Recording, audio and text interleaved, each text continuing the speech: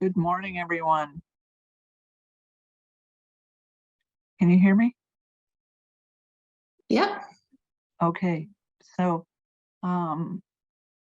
we have a panel that we've put together to answer people's questions about the NIH data management and sharing policy that becomes effective on Wednesday, so January 25th. So we, Ashley and I both work in the library, and we've put together some training sessions that we've done on an overview of the policy, as well as drilling down into using the DMP tool to write a data management plan, which are required now with the grants of any amount, seeking any amount of NIH funding and generate any amount of scientific data. So what we have for you today is different members of the Office of Research, well, I shouldn't say mostly, but different people who have worked on the ad hoc committee on this new policy that Dr. Hillard has chaired to answer questions, specific questions you might have about how it applies to you or your research. So I'm going to let everybody who's here on the panel introduce themselves, and I'll start. And then call those of you who are here out. So I'm Catherine Melsna. I am the Assistant Director for Scholarly Resources at MCW Libraries, and my colleague here from the library, Ashley, you want to introduce yourself? Hi, I'm Ashley Zeidler. I'm the Scholarly Communications Librarian. Okay, in my view, Ryan, you're next. Sure. I'm Ryan Spelsey. I'm the director of the Human Research Protection Program, which includes the IRB, and I'm also a bioethics faculty here. Thank you. Matt Richter, do you want to? Sure. Thank you, Catherine. Good afternoon, everyone. I'm Matt Richter, the director of corporate compliance in the MCW Compliance Office. Okay, great. Cece, would you mind introducing yourself as well? I'm Cece Hillard. I'm Associate Dean for Research, and as Catherine mentioned, I chaired the subcommittee that really tried to dig into these policies. Okay, and Matt Flister, you want to? Yeah, I'm Matt Flister. I'm Director of Research Computing in the Information Services Department. Okay, so I see Ashley Sanchez, who is also on the committee. You want to introduce yourself, Ashley? Oh, hi, Ashley Sanchez, Research Ops Manager in the Office of Research. And is there anybody else from the committee on the call that I can't see here who? Okay, so anyway, we're all set. You can either type your questions into chat. Ashley, would you want to monitor chat? Yeah. And then we don't have any, well, I don't anyway, to have any information to give you off the bat, but you can also just voice your questions as well. Ashley, you wanna? Yeah. Okay, here's our first one. So how should the plan be downloaded from DMP tool to comply with the formatting requirements? There are quite a few options. You wanna talk about that, Ashley? Yeah, Spend and I know time we- in the tool. Yeah, we did have an answer here too. So another researcher downloaded the Word version and was able to format it there. So yeah, I would suggest either downloading to Word, and you'd be able to edit it within Word itself. You can download it as PDF as well. And then also remember that it is a living document. So you can go back into DMP tool, make any changes, and re-download it if need be. But I do think downloading within Word would work perfectly fine. You do want to think about meeting that 2-page limit for your plan. So that would help once you download it into Word. You can make some slight adjustments if you need to. Inside the DMP tool as well, there's some choices you can make at the bottom in terms of font and font size. I don't think you want to go too unreasonably small just to fit it in, but there's probably some variance that may be allowed. So check your length and see if you can make some adjustments in that way as well. Anyone else have anything to add on that from the panelists? Okay. All right. Okay, we have another question. So, is there a timeline in which the data must be uploaded to the repository after the end of an award? Well, what we hear from the NIH on this is that the data needs to be uploaded or shared at the time when the manuscript is published, the data that supports the manuscript, and any other data needs to be updated before the end of the award. So by the end of the award and not after.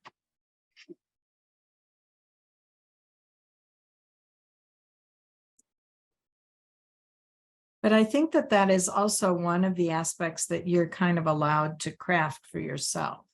So, so if you think it's going to take longer, you can put that in your management plan. Isn't that correct too? You know, what I've seen in terms of guidance was that, you know, you'd have to have an extension of the grant, but I'm not sure if there's some language about this in the FAQs, which the NIH put out the latest version on December 22nd. So that can be looked at. Certainly, if you put it into your data management plan, if that's acceptable, it could, you know, it could be approved. And then if not, it might come back to you requesting just-in-time changes. I think you would probably need some circumstances, some justification of why that would be the case, for sure. Yeah. And Catherine, I'm glad that you mentioned no cost extension, because that's a good point. If in the event a no cost extension is granted for an extramural award, then the time points at which the data sharing would be expected under NIH policy. Again, I'm looking at the FAQs that you referenced just before, but that data should be made accessible no later than the time of an associated publication or the end of the no cost extension period then. So that no cost extension does kind of move the timeline a little bit in that sense, if that's the criteria that, or the demarcating event, should no publication be, you know, produced before the no cost extension ends. Thank you.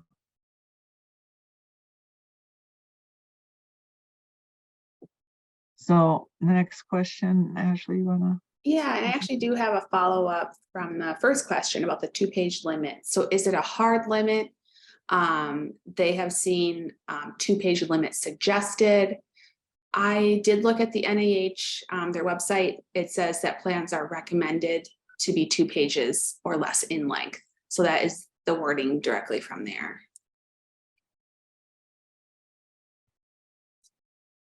And there is a new FAQ that I see, and I can't tell when it was added, but it may have been just before the most recent update in December, but it does say our applications for awards that support a variety of activities or that generate many data types limited to a DMS plan of 2 pages or less. And the FAQ says in that case, no, some research projects may propose a larger number of activities or generate a larger number of data types, which may necessitate then more detail in the plan.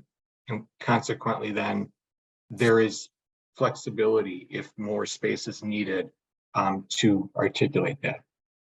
And there's one thing that I like that you don't see everywhere, and that is like they do not want URLs and links and hyperlinks in the plans themselves. So keep that in mind as well.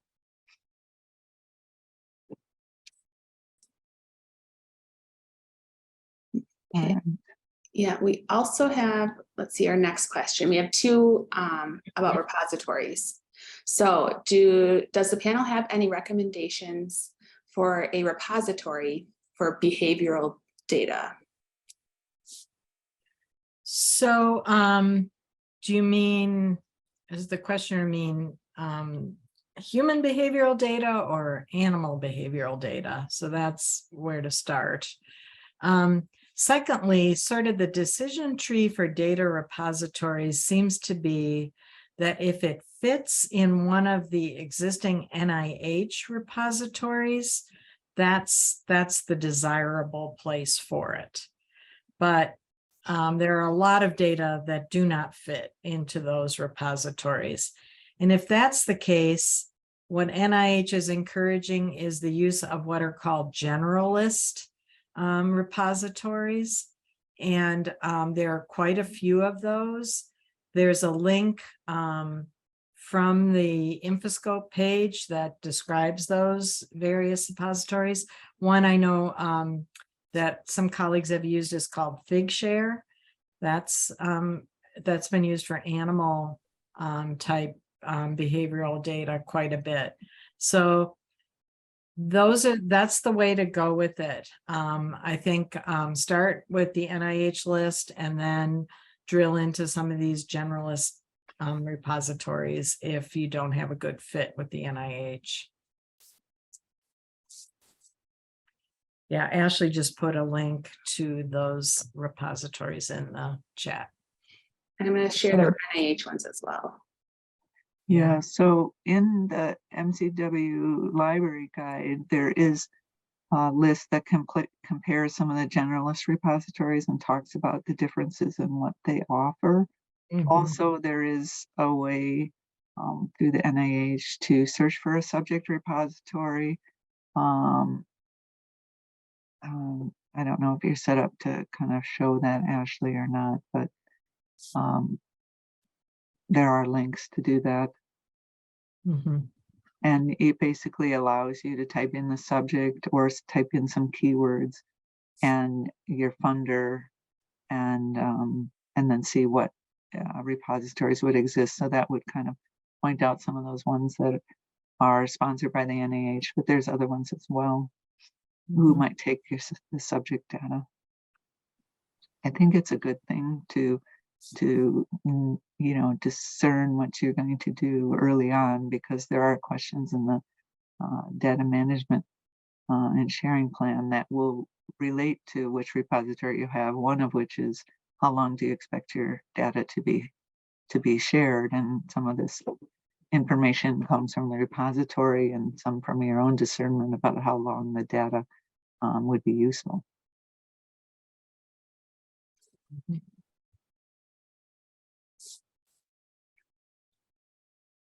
Okay, we do have another question.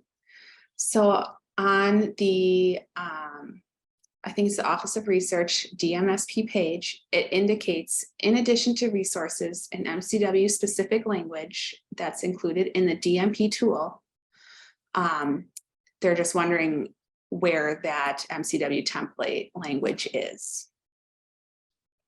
So this is something that we have, Ashley and I are going to be entering. It turns out you have to have administrative privileges, and it's not that easy for me to confer those upon Ashley. So we'll be doing that together this afternoon.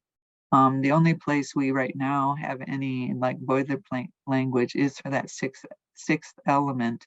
And that was language that Dr. Hillard came up with through, working with April Haverty. So I don't know, CC, if you have that available that you could just kind of read out now, but Ashley and I will be entering it into the template. And when you go into an element in the DMP tool to enter these responses, off to the right, there's a panel with assistance, and right now there's like 2 tabs, one for NIH guidance and one for the DMP tool guidance. And so there will appear a 3rd tab that is MCW guidance, and that's where the boilerplate language, if there is any, will be.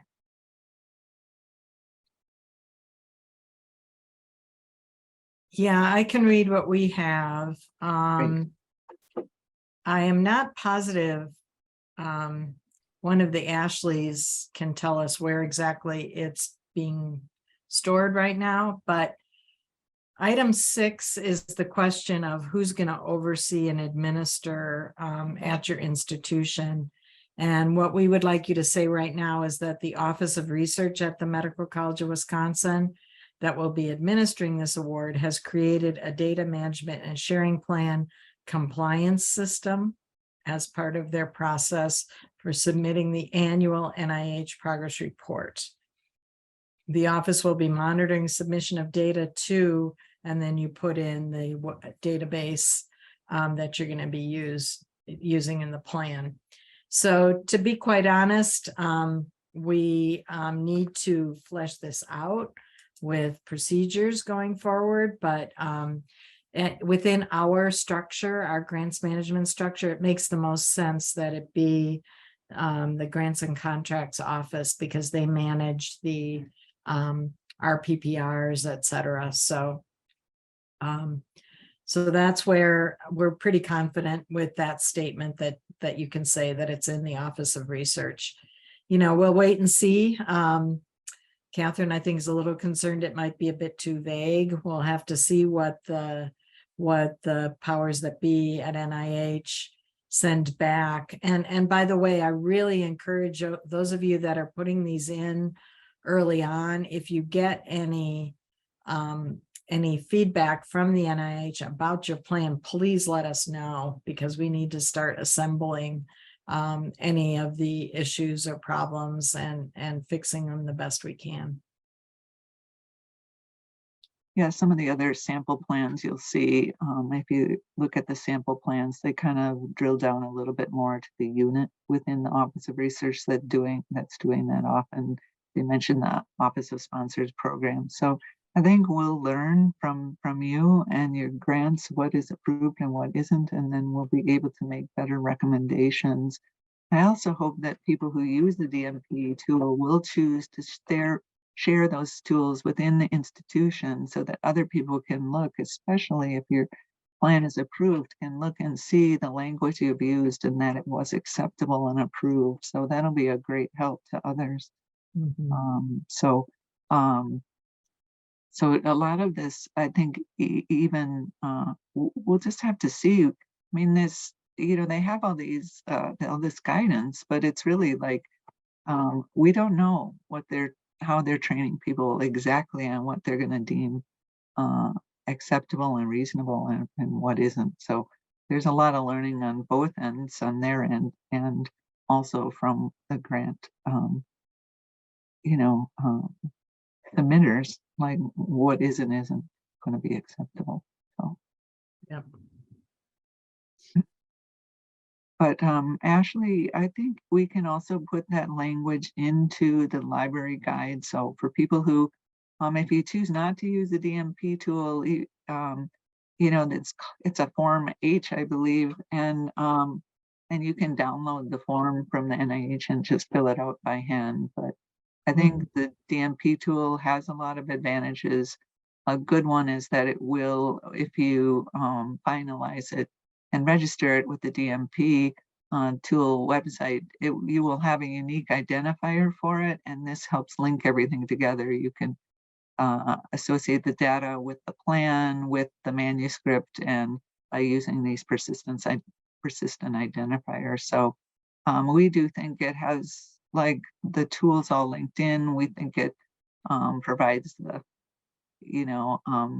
we think it's a really good way to go on both ends for the college and for you and for your ease and stuff. So anyway.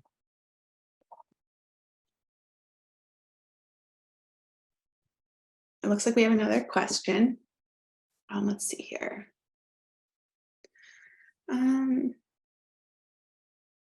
So it might be a comment. So for those of us submitting on February 5th, we will not know about NIH approval until early midsummer, which is likely after the June 5th submissions go in. So hopefully any problems submitted now will not preclude funding. So from what we read from the NIH guidance, that this, whether or not you have a good plan is not going to impact the likelihood of funding. that it's one of those things where the NIH staff, program staff will work with you to make sure that your plan is up to snuff. So I don't think we have to worry about funding impact. And Catherine, you told us a while ago that the study sections aren't even going to be seeing these plans.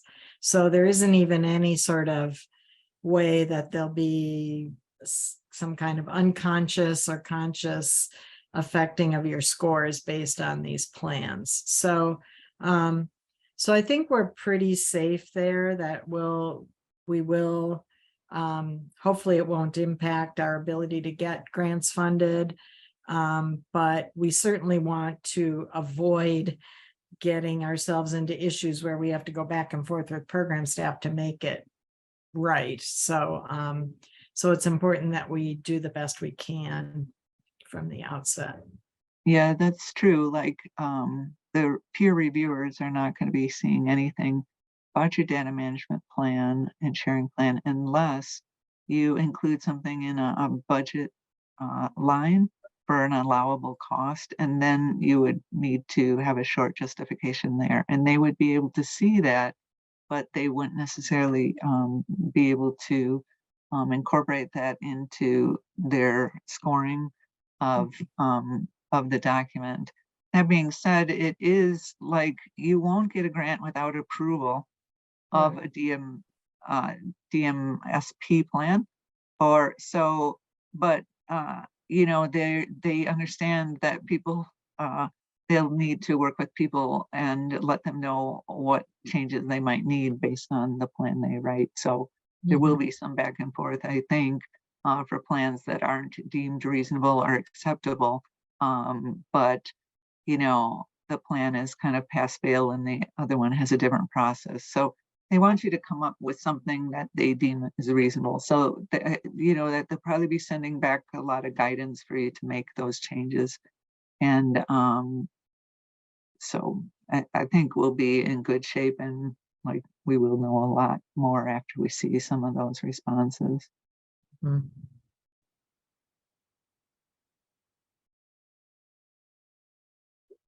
That was the last question in the chat so far. I think there might have been a few we missed up higher. Oh, okay.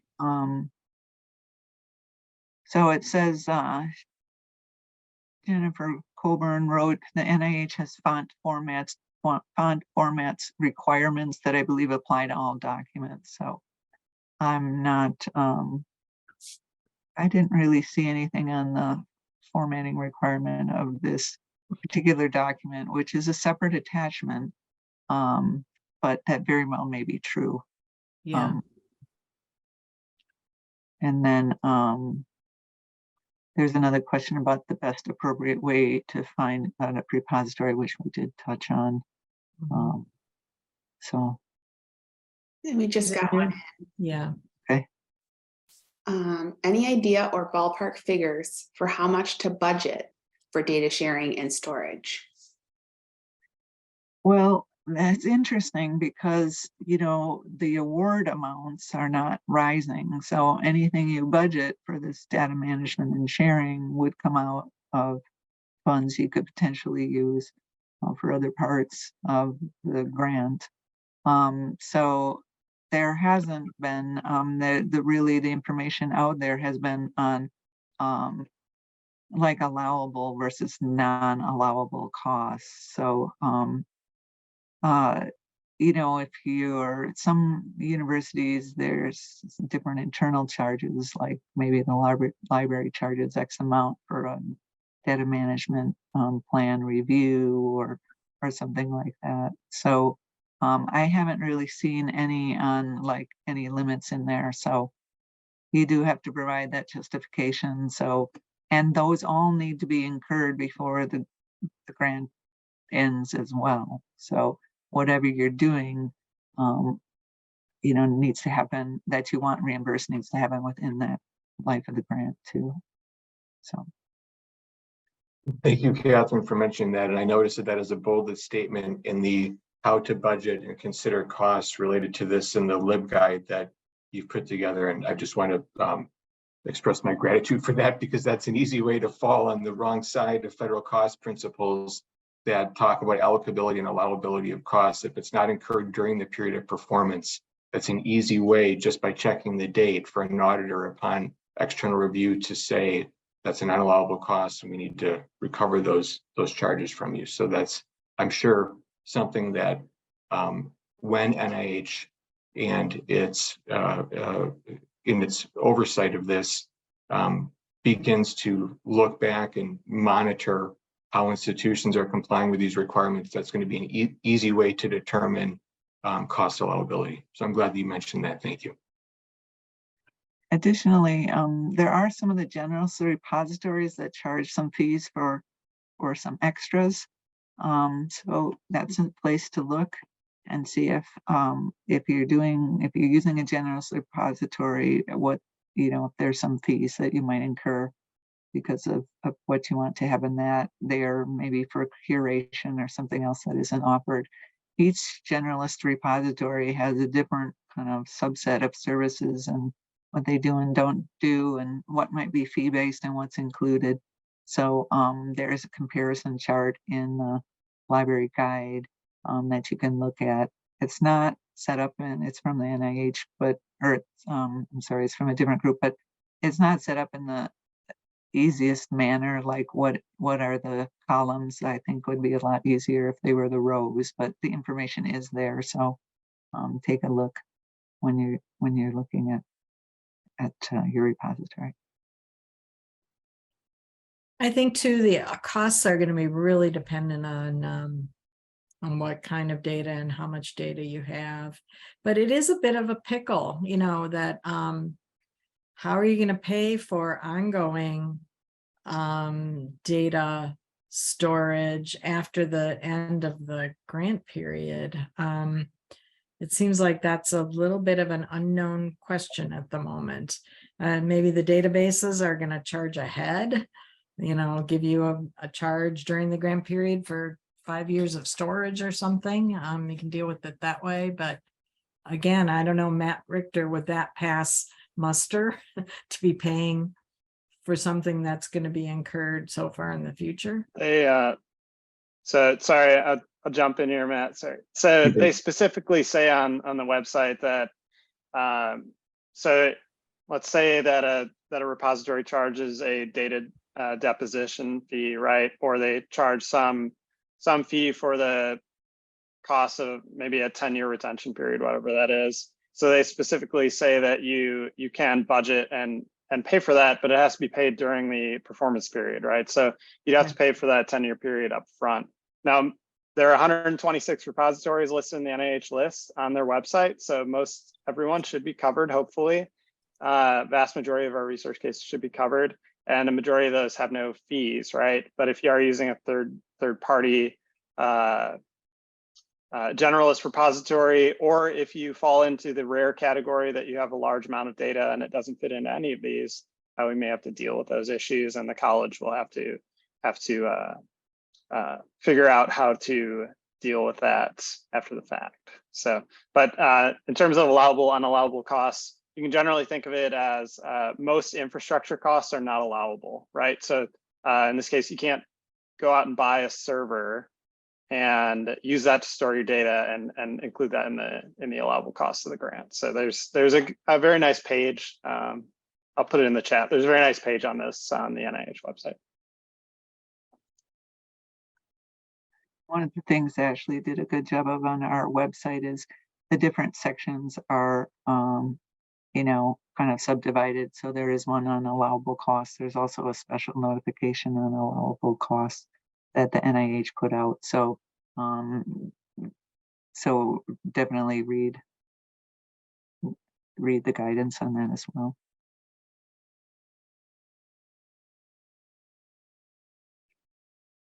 Okay, we have more questions now. So I have a question here from Kevin Brown. Where in the eBridge smart forms does the DMSP get attached? So, hi, Kevin. For now, unless we put it someplace else, if we create something in eBridge, and I don't foresee us doing this, the supplemental form, section 52, where you upload, your consents, your protocol, all that kind of stuff will work just fine. Yeah. But So- that's a good question, because the IRB is going to need to review these plans, because there's going to be, it's going to involve sharing of data, and if you've got a consent from the subjects in the research, we're going to want to see some reflection of letting them giving their consent to sharing that data. So we have developed some additional template language for the consent forms to cover that. And I mean, the good news is this isn't coming out of left field, right? This requirement's been in place for a while for grants with larger dollar amounts. So we've already seen this and had some experience.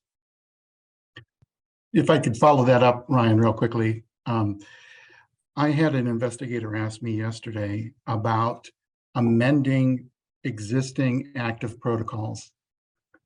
Evidently, you've heard this one before. Well, we were just talking about it the other day in the office, that this may be necessary. Yeah, he publishes in M Health journals, and a lot of them are already requiring something similar to this when it comes to, is the data permitted to be shared? So my answer to him was, we'll have to check one-on-one, with the IRB. Is that your answer then too? Yeah, I guess it is going to be probably a case-by-case basis, but if I'm thinking of if we're thinking of similar examples, most of these you will need to amend the protocol. You might need to amend the consent depending on what your consent says. And just to, you probably have already foresaw this, but when you describe how you're going to be, where you're going to be sharing the data, there's an art to being specific enough that people can give their consent to share it, but general enough that, as people are asking questions on here, they're talking about, gosh, what database should I use for this? And I was talking with an investigator the other day who said, some of these databases are better and worse. And so plans might change. And so you don't want to lock yourself into, I am going to send this to the Ashley Zeidler database located at whatever, 8701 Watertown Plank on the 3rd floor, or the MacFun building or something. You want to build in some flexibility for yourselves, so you don't have to, so you don't get locked out of something. So is that database available? It's a great database. My first, thank you very much. I very much appreciate that. My question about where into eBridge smart forms really is for anybody from grants and contracts. I didn't necessarily see somebody right off, but for when we put in the funding proposal and we have to upload a DSP, where does that go? I'm assuming it goes in administrative attachments, but I don't know, and I didn't know if anybody here knows. If not, I can ask GCO. That is a very good question. Is anyone from GCO here? Hi, my name's Amber Krieger. I'm not from Grants and Contracts, but we are the pre-award office for the Department of Pediatrics, and we submit a bunch of grants for peds and the CRI. We have been told, and I have actually seen it in preparing R01 applications for this February 5th deadline. eBridge actually added right under the old data sharing plan attachment in eBridge, there's now a second field where you can go ahead and attach your plan, and it's called Other Plans. Yeah. You are correct. It is in the administrative attachments. Thank you, Amber. That's it's under administrative attachments number 5, Other Plans. Thank you. Yep, you're welcome. Appreciate that. And just to be clear, so that there's no confusion, I was speaking about the IRB portion of eBridge. Please don't. That's my Go to world. 52 or whatever. Yeah. Good. Okay, we have another question. So if you have everything for the grant application by the deadline, except you don't have your DMP completed yet. Can you submit that later? Or can you not apply unless you have the DMP ready by the deadline? I think you have to have it by the deadline. I think That's my that- understanding as well. They did contemplate this.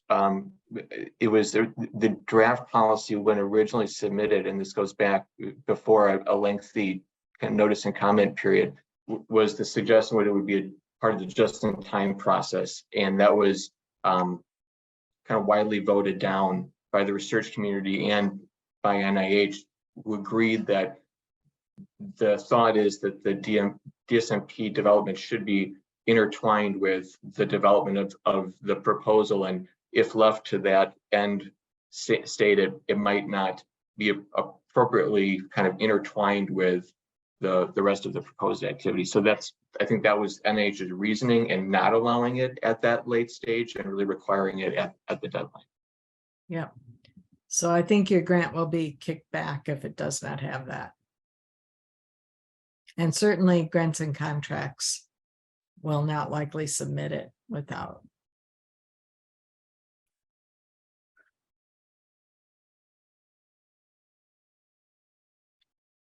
Yeah, we have a comment from Jennifer.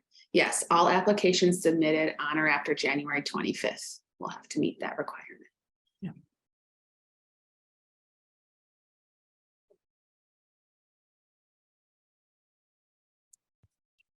That's it in the chat. I don't know if anyone would like to speak up with their question.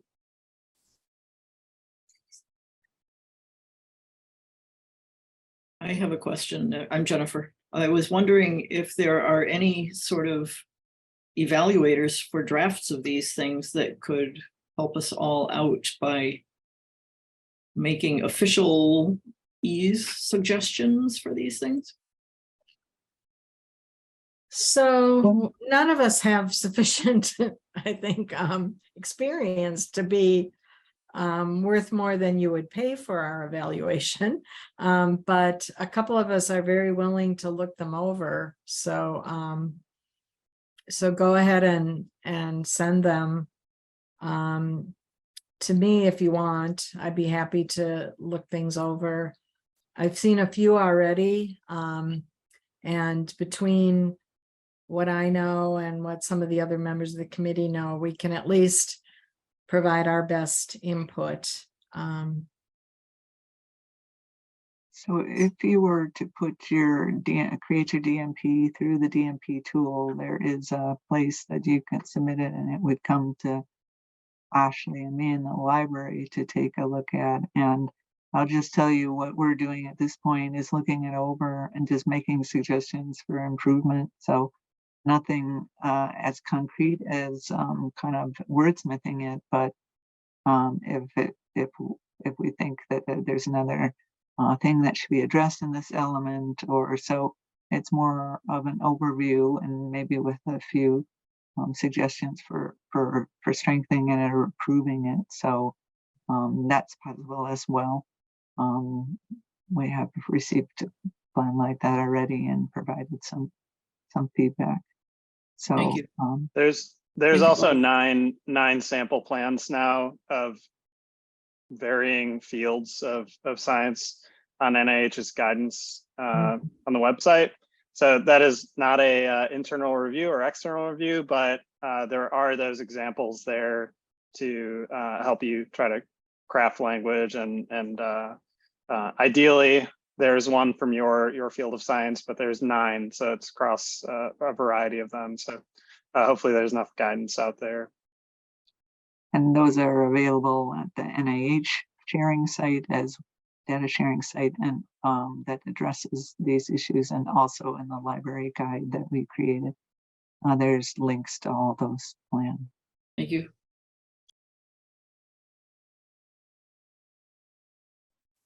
We do have a comment. I'm not familiar with eBridge very much, so this might make sense to all of you. A new specific natural account was created for these costs. It's available in the eBridge budget grids and maps to the SF424. A new line item in the R&R budget forms.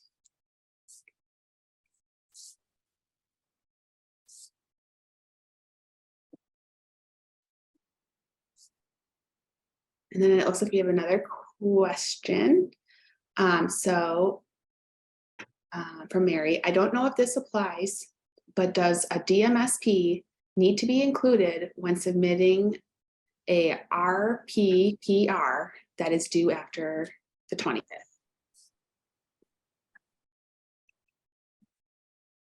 I don't think so. I think this is just for newly submitted grants. Yes, Um, that is correct as far as my understanding is. But I will mention that when this time comes up every year, the RPPR, this is like a perfect opportunity to make changes to your data management plan if things have changed or your plans have changed. And this won't necessarily be an uncommon occurrence that something has changed within your grant, and so your data management plan might need to be updated. This is the perfect time to make those changes, although you can update the plan at any point during the grant cycle. You can make changes and upload and submit those, and they will be looked at. Because ultimately, whatever is in place at the end is what you'll be required to be in compliance with. And that is kind of could be a potential consequence for non-compliant. It might include, not being able to be funded in the future until you come into compliance. So I think the compliance part is pretty important. So it's important to think about this plan as you move along and note where you're diverging from it and make those changes to the plan.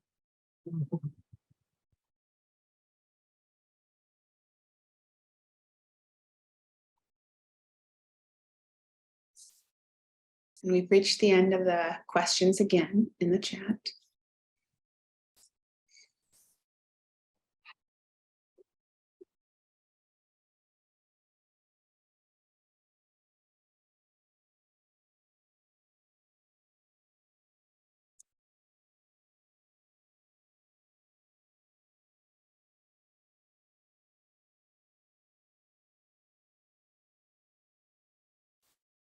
Catherine, were there any questions from yesterday you think people might want to know about? I know you had one about small data sets. Yeah, somebody was asking if they need to submit it if it's small, a plan, if they're going to have a small data set. And the answer is, what's that? You still need it. Yeah, so it's still needed, but some, smaller, if you have small enough data and you're publishing in a journal that can store that data, that's a possibility. It kind of depends how small. There's an opportunity to also save data in the lab archives, our electronic lab notebook solution at MCW.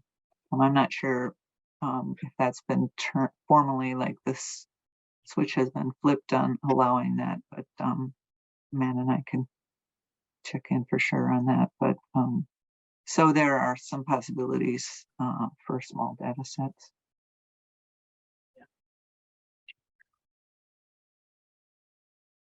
So I'm just going to share my screen quickly for those of you that haven't seen it.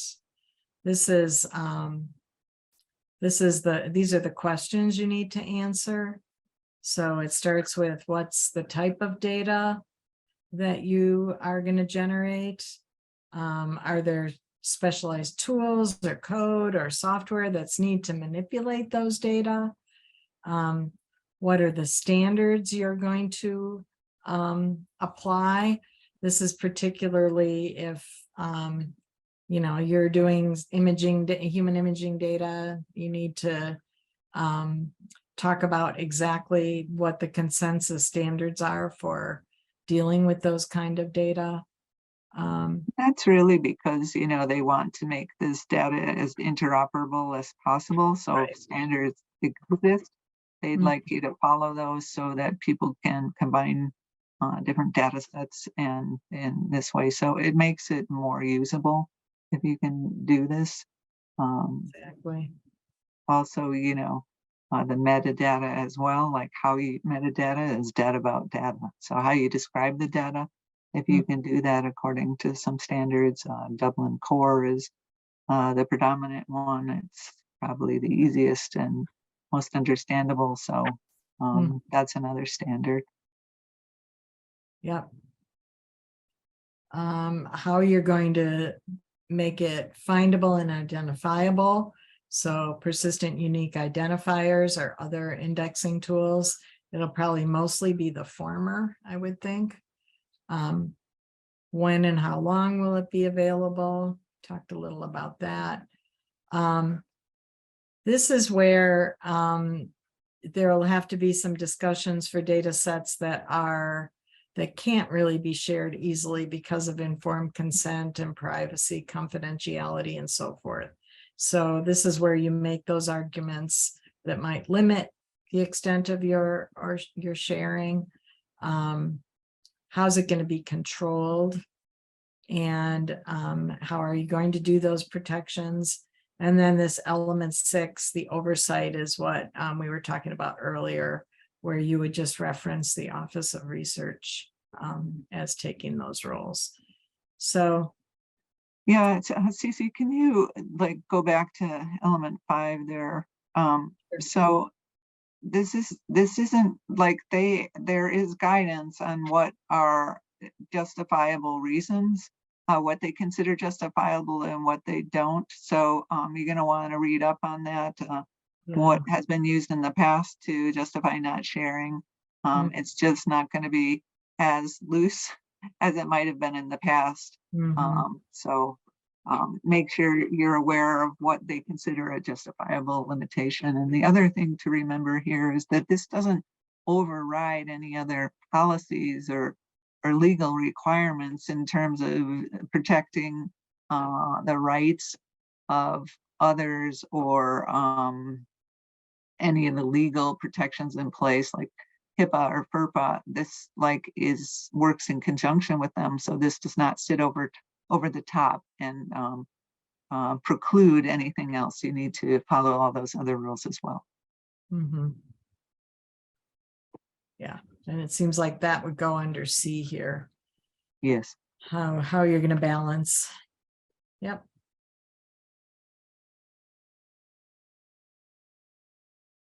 So our strong advice as a committee and as an institution is to be thinking about this earlier rather than later as you're preparing your grants, because there's some things to think about that many of us have not really been concerned with, unless you've gotten enormous grants in the past or already in part of consortiums where data sharing is part of the deal. This is going to be new stuff. So. And keep in mind that this is not just about data sharing, although I think this is what's new to us. We are also reporting out on how you are managing that data and that, you know, following like what might be best practices for data management. How are you storing your data and what types of data and different things like that. So it's really a kind of a two-pronged plan, and it's been like all data needs to be managed, but only, you know, not necessarily all data needs to be shared. So and there's those justifiable limits, and what you need to share is what findings came out, even if they're not published, of your study, and also the data that's necessary to replicate your study. So so keep that in mind too. It's not just about sharing. You need to think some of these elements are talking about the management of the data.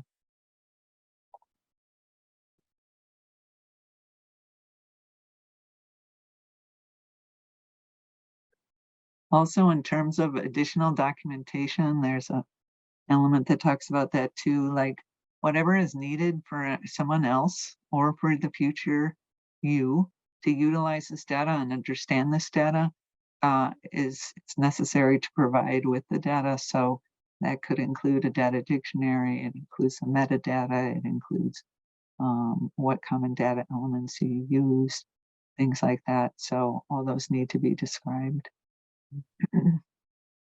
and provided. Yep.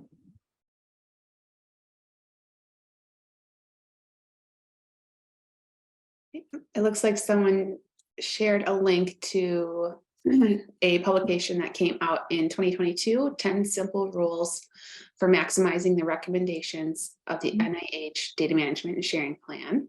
And we do have that link on the LibGuide as well, if you ever want future access to that. Yeah, so I've read this article. It is very good.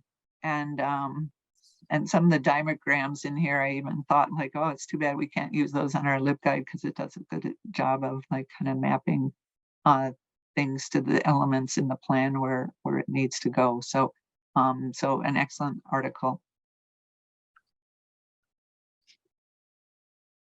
And you've heard us mention a couple times the LibGuide, as well as there's a wonderful Infoscope page too. So if you just search for Infoscope, Data Management and Sharing Plan, or even DMSP, you get the Infoscope page. And maybe Ashley, one more time. Good. There's the LibGuide. And both of these are really wonderfully comprehensive and nicely indexed so that you can skip to the information that you need at that particular moment.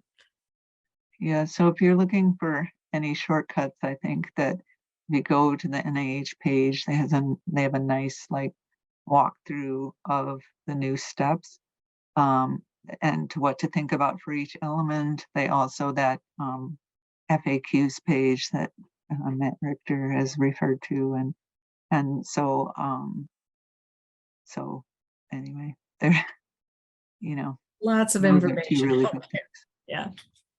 Yeah.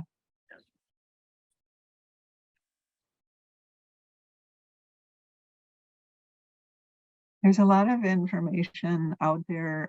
Some of it is discretionary. So in some respects, so this how long I've had questions on this too. How long am I required to share this data? Well, there's some discernment involved, and PI needs to think about the requirements of the repository or the ability of the repository, and also how long the data is being useful and stuff. So there aren't always cut and dried answers for these things, and that is part of the reason why, you know, it's good to think about these things ahead of time and be prospective in your planning, and think about these things, because there is discernment required on the part of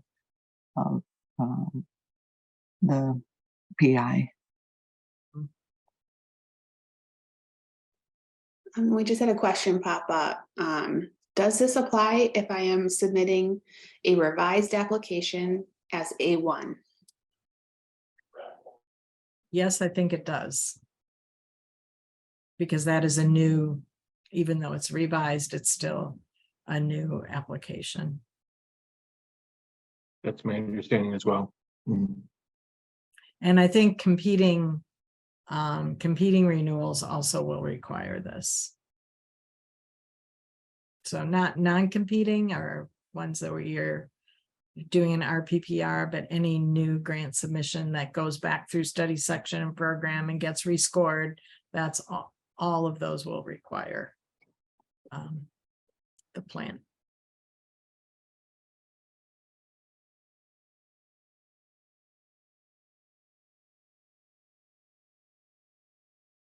Well, I just want to thank Dr. Hillard for bringing us all together on this committee and allowing us to, you know, develop some educational tools and resources that we can bring to you, and for just gathering the different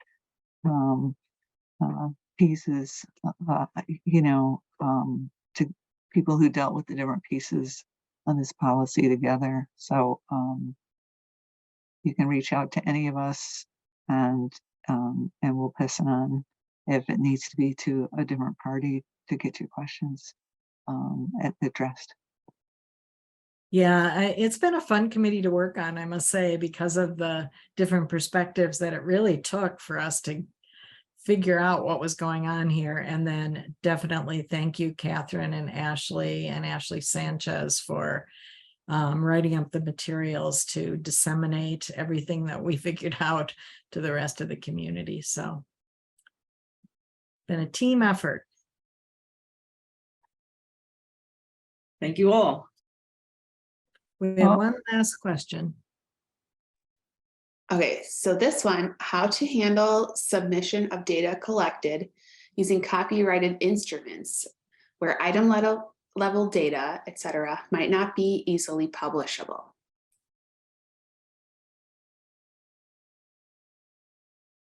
That's a tough one. So I know that licensing and intellectual property is considered one factor, allowable factor for that might inform or limit what data can be shared. Using copyrighted instruments where item level data might not be easily publishable. I don't know that there's. Do we have- Matt, maybe, yeah. I was just curious if the person that asked the question had a specific example that might help. Sure. Our group submits a lot of data to FitBear repository on there for TBI research, and we've ran into issues before with like the onus is always on the, or it's typically on the submitter for creating like new data elements, stuff that's not already in their dictionaries. And for things that are copyrighted, like, I don't know, we use a lot of standardized questionnaires that come from Minnesota Press, stuff like that. And we ran into issues with securing like rights for some time, depending on who it is to submit that data. And Yeah. I don't know, we've never gotten really good guidance on that about like what is, we were told they want everything we have for data wise, but I guess it's just not clear from our end. Yeah, I think we'll be interested to hear what they say if you ask for that. That exemption from sharing data based on that kind of a thing. But you're right. I mean, oftentimes these are often copyrighted materials, and the items therefore are the answers are also subject to the copyright. So I think the question would come back to is that required to reproduce the results, right? And if so, then it needs to be shared and it's subject to this requirement, but there's this function built into this requirement that if you do not, you can justify reasons why you might not share something.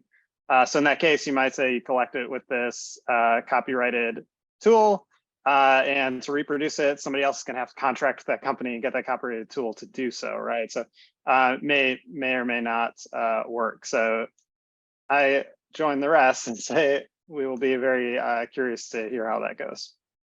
I wonder if, kind of back to this idea of wanting people's data sets to match, if everybody reported their data just, we used X instrument item 1 and don't put what the question was, but just put the data for your responses, then everybody's item 1 would be the same and it could be combinable, something like that.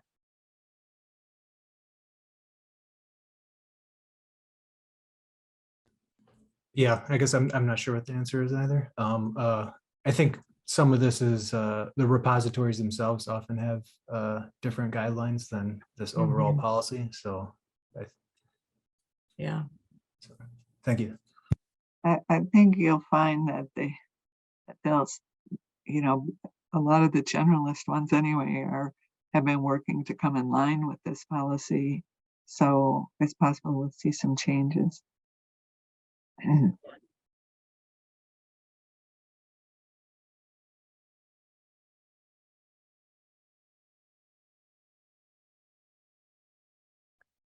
All right, well, we're just about at time. So I want to thank all of you for joining us, and asking questions or learning from other questions that were asked. Oh, sorry, Jennifer. Yeah, happy to take your question. She was clapping. Oh, I see. Sorry. I'm bad at these emojis. She also said on this handling the copyrighted instruments in chat, she mentioned that you might want to check with the program officer. So and that's something we didn't read out of chat. Well, thank you everyone for attending and sharing your time with us. And thanks to all the panelists for joining us here and providing some of that deep expertise that comes with along with each and every one of you. And again, CC, thank you for bringing us all together to address this very important change.